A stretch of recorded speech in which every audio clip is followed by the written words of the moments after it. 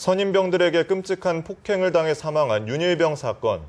군에서 재발 방지 대책을 준비 중인데 획기적인 방안이 마련될 수 있을까요? 배삼진 기자의 보도입니다. 2달간 지속적인 구타를 당해 숨진 윤모 일병. 선임병들은 구타를 숨기기 위해 종교 활동도 부모와의 면회도 금지했습니다. 숨진 윤일병의 몸은 온통 시퍼런 멍자국으로 덮여 있었는데 살려달라는 애원에도 불구하고 링거까지 맞춰가며 때렸습니다.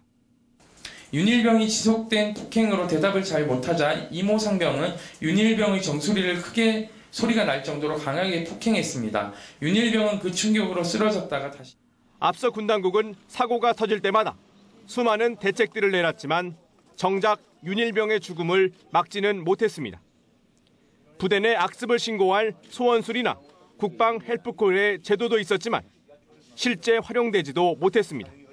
문제는 여러 가지 제도나 이런 설문조사를 통해서 보면 그렇게 보고를 하거나 신고를 하더라도 그 이후에 이제 초래될 수 있는 불이익이라든가 이런 것들에 대한 안심이 확보가 안 되는 거죠. 그렇게 되니까 결국은 그거에 대해서 방관하거나 바뀌지 않는 간부들의 인식도 문제입니다. 장교와 부사관들이 최소한의 관리 감독만 했어도 죽음은 막을 수 있었을 것이란 지적도 있습니다. 우리가 의식만 바꾸면 내부화를 귀하게 생각하고 내가 군림하는 것이 아니라 내가 봉사하는 자세라는 마음만 가지면은 바꿀 수 있는 게 엄청 많습니다.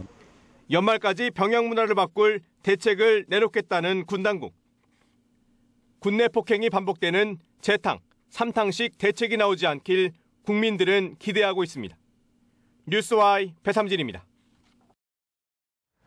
지난 6일 속초시 모부대 내 창고에서 목을 매 숨진 송모 일병의 시신에서 피하 출혈이 발견돼 군 수사당국이 원인을 조사하고 있습니다.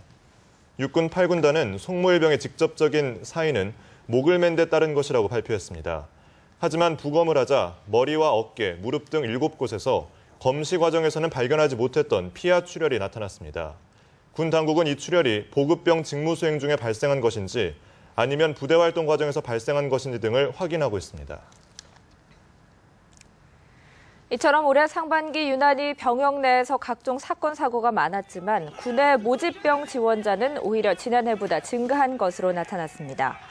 병무청 자료에 따르면 육해 공군, 해병대 모두 올해 상반기 모집병 지원자가 지난해 같은 기간에 비해서 증가했습니다.